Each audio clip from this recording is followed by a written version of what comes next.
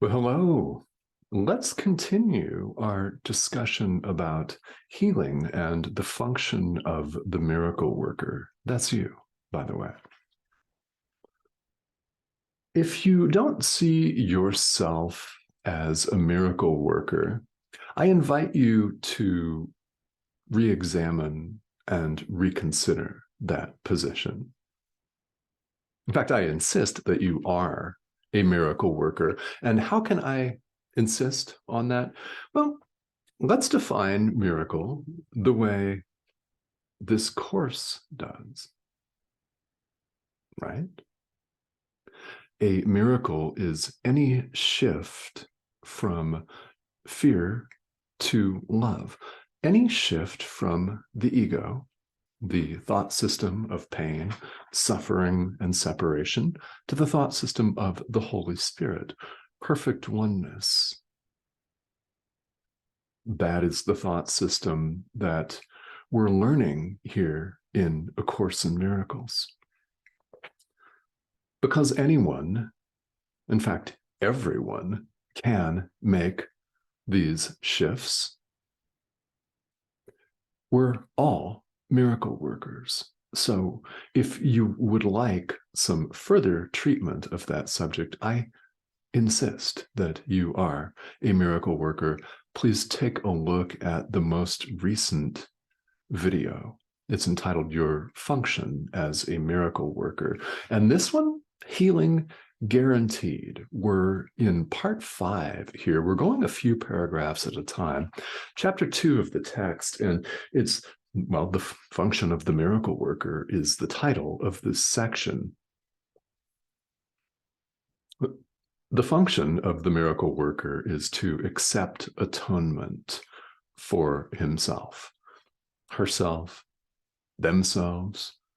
Doesn't matter the verbiage, the pronoun that you use right there. Each of us has a function as a miracle worker, and it is to accept atonement for ourselves. Accept atonement for ourselves. That's it. What does that mean? Well, we accept the correction of the Holy Spirit. This is a course in changing our perception. We're switching over when we choose love instead of fear. When we forgive the Son of God, we're switching to the Holy Spirit's perception.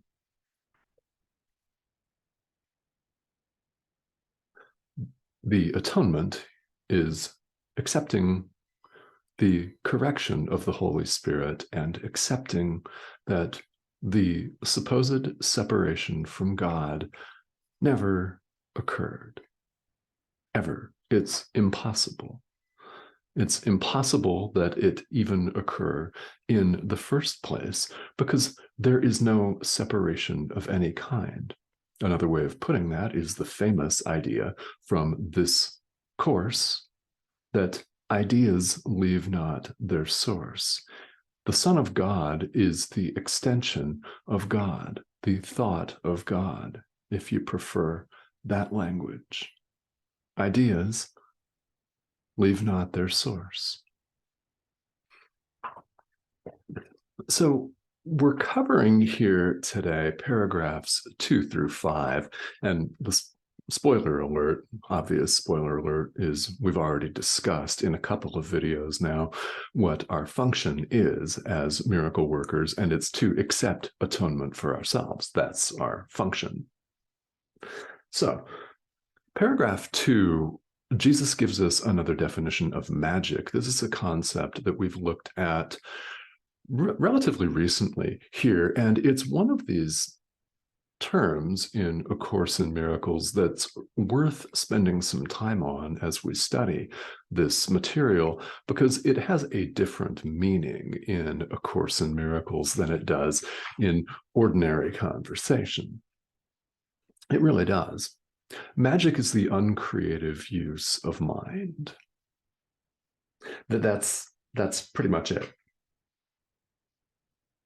It's the uncreative use of mind. An example, and one that Jesus gives us right here, is physical medication, pills, shots, an exercise regimen, surgeries, right? Braces for your knee or your elbow, or something to alleviate pain.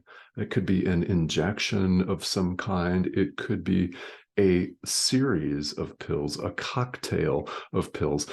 Physical medication is magic. It's using an illusion to heal. And there's absolutely nothing wrong with that. There's absolutely nothing wrong with that, because what we don't want to do as miracle workers is induce more fear in people. When people are suffering, when they are confused and stressed and overwhelmed, they're being controlled by fear. They don't need us to tell them that. That's what's going on. They're in a fear-based state. So if somebody would absolutely panic and freak out and lose it if they were spontaneously healed by the Holy Spirit, that's not a nice thing to do. It's not skillful, it's not nice, and it isn't kind to induce more panic in somebody. Therefore, there's absolutely nothing wrong with taking a medication, a medicine that you can accept without fear. If you need modern medicine, get it. Get it. If it's available to you, get it. You have the extraordinary good fortune, a lot of you, I mean, maybe not everyone, but most of us have the ability to access this kind of care. So if that's what you need, there's nothing bad or wrong with it. What we're simply doing here is talking about A Course in Miracles. Magic is uncreative use of the mind. That's just one example. True healing takes place at the level of mind, not the physical world. It takes place in the mind, and the Holy Spirit is the healer. We're not the healers, whether we hold ourselves out as a healer or not. Now, you might be in the medical profession. Maybe you're a physician. Maybe you are a nurse, or maybe you are some other kind of healer, maybe a Reiki master, a sound healer. There are many different types of healing, and true healing takes place at the level of the mind. And the ego self, with a lowercase s, doesn't do the healing. Higher self, capital S, in other words, the Holy Spirit, your inner teacher, does the healing. So this is it's relevant because we don't want to overesteem the physical body. As we've seen, the body is a learning device for the mind. It doesn't heal, even if it appears here in the world that a physician sets someone's bone or performs a surgery that enhances someone's quality of life, perhaps even saves their life. Right? On the level of form, yeah, that's what's going on, but true healing is of the mind. Physical body is a learning device. Here in the world, we use it if we are following this course, if we're following a spiritual path, we use it to communicate with one another. I'm using it right now to communicate with you, but the real communication is not being done by Reverend Tomas Garza. What you are looking at is literally, it's a pixelated image on your screen. The voice is that of the Holy Spirit. That's what speaks to us. That's what impels us to forgive, to seek spiritual practice. And it's that same voice that has you on the spiritual path in the first place, because somewhere, at some point in time, I don't know when, but at some point, you have had a discussion with yourself that there's got to be a better way. There's got to be something more to it. In fact, that very thought is the genesis of this course itself. Helen Schuckman and William Thetford had this conversation amongst themselves in the 1960s in a very, very prestigious academic setting at Columbia University in New York. Yeah, you can't get much more top tier in the academic world than that. And it was a toxic work culture and environment. And the consensus among them, and this is something that William Thetford is credited with saying, is that there's got to be a better way. There's got to be a different way. In other words, there's got to be a different way of relating to one another. That's the genesis of this course. And we can apply that to all of life. We're on, each of us that's on the spiritual path, and you are, because you're watching this instead of something else on YouTube. There's a lot of other programming out there, isn't there? You're on this path because somewhere you've had that conversation with yourself, and it's your inner teacher that's urging you on. It's the Holy Spirit that's urging you on, your higher self, capital S, because the Holy Spirit is not outside of you. It's a part of your mind, part that looks on all of our psychodrama, all of our crap in the world, and doesn't believe it. It's the voice for God. And the Holy Spirit here in this course goes by many, many names. That is perhaps the most common, the voice for God. I like to refer to it as your inner teacher. Even though we use masculine pronouns here, we call the Holy Spirit he, him. It's not a human being. So if you prefer it, that's what the Holy Spirit is. It's a part of your mind.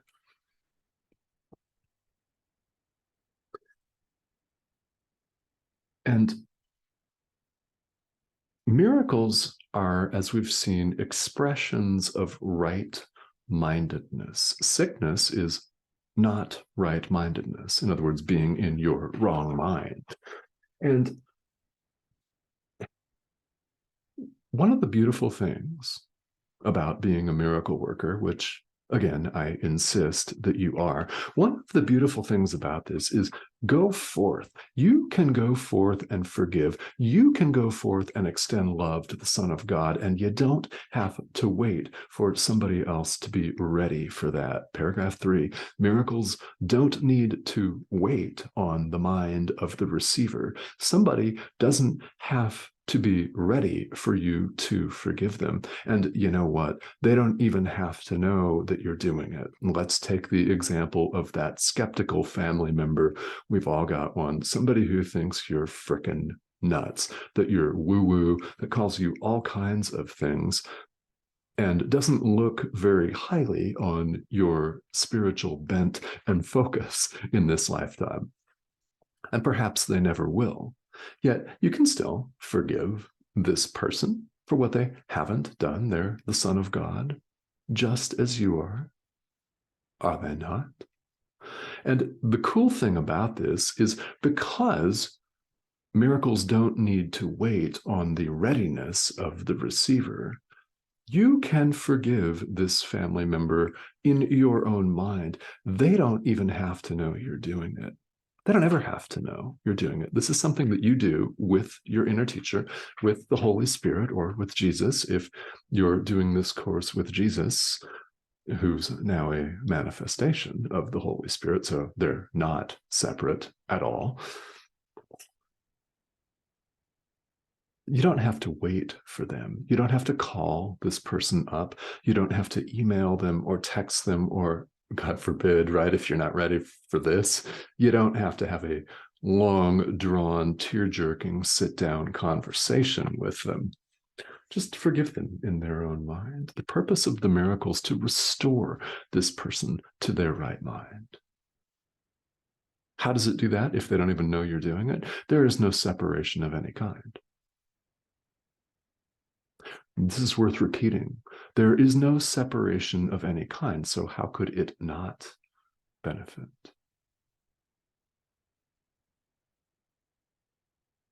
There's only one of us. And yes, if you're wondering, when you forgive someone else or a situation or something that appears to be outside of you, you're forgiving yourself. There's no separation of any kind.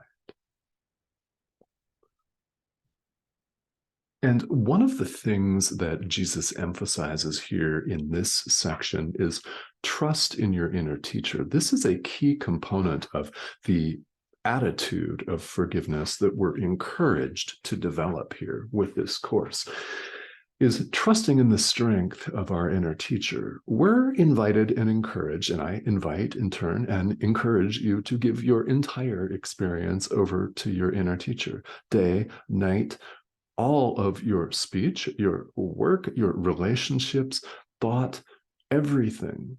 Give it over to the Holy Spirit for his purposes, for the purpose of healing the Son of God. And trust that the Holy Spirit, who's that part, that higher self, part of your mind, has got your back, that the Holy Spirit knows what's best for you and for everyone at all times, in every circumstance.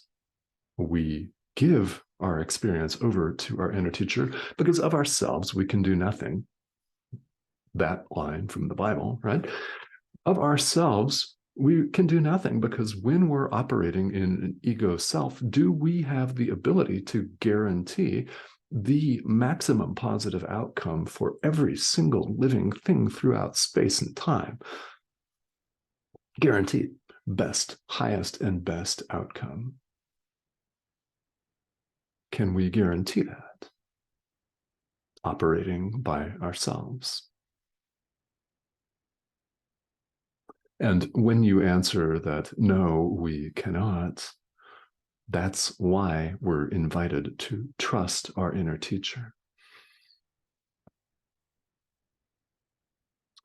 And it's just a really important component of our forgiveness and spiritual practice in general.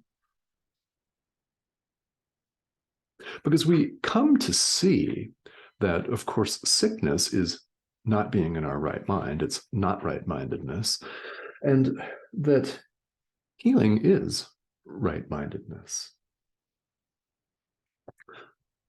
All not right-mindedness, all sickness stems from our refusal to accept atonement for ourselves. All of it stems from our refusal, our stubborn refusal to accept atonement for ourselves. Therefore, our function, to accept atonement for ourselves. That's the responsibility of you as the miracle worker. And once you've accepted atonement for yourself, here's something really cool. Your mind can only heal. Someone who has accepted atonement for himself can only heal. The mind can only heal at that point. When we've accepted the correction, the total correction of the Holy Spirit, when we have accepted that the separation never occurred, our minds can only heal. It's healing guaranteed. This naturally sounds very simple, and it is. Spirituality is very simple, and we've invented a number of complex rituals around it in various spiritual traditions, haven't we? And some of them are colorful, literally, visually colorful. Some of them are extensive, and some of them are, in fact, quite beautiful. The core truth behind all of them is stunningly uncomplicated. It's disarmingly simple. And that's the point, that it disarms. The truth is so simple that when we run around crazy and frantic in our daily lives doing whatever it is we're doing, we miss it completely. Spiritual practice aims to bring us back. That's it. Bring us back. Bring your awareness back to accepting atonement for yourself. Bring your awareness back to extending love. Bring your awareness back to forgiving, true forgiveness of the Son of God. Rinse, repeat. The repetition is built in, it's deliberate, and of course, whether we choose to admit it to ourselves or not, it's 100% necessary. It's required. So if you want to clarify your perception, if you want to get to a state of mind where you can only heal, accept atonement for yourself. That is your function as a miracle worker. All right. So thank you, as always, for your comments and questions here on this channel. I very much appreciate it. And when you leave comments and questions, I will do my very best here to respond as quickly as possible. I shoot several videos a week as a general rule, so I'm always checking it. And it's really wonderful to have you accompany me here. This is the subscription button. I invite your subscriptions to this channel. That's the little red arrow down there. And thank you so much for showing up for yourself. That's really important. And for every single thing that lives. The offering of your practice, your commitment and dedication to your spiritual practice could be this course, could be something else, could be a combination of many things. Doesn't really make any difference what the outer form of that is. It's your commitment and dedication to your spiritual practice, to continuing to show up and forgive and make this a habit in your life that's the highest form of offering you can make anyone. And that's what I appreciate more than anything else, more than all of the likes and the comments themselves, more than the views, more than the subscriptions. It's knowing that you're out there studying this material and that you're out there practicing true forgiveness of the Son of God, and that you're accepting atonement for yourself. So do that again as many times as you remember today, as many times as you can and must, and I will see you back here very soon.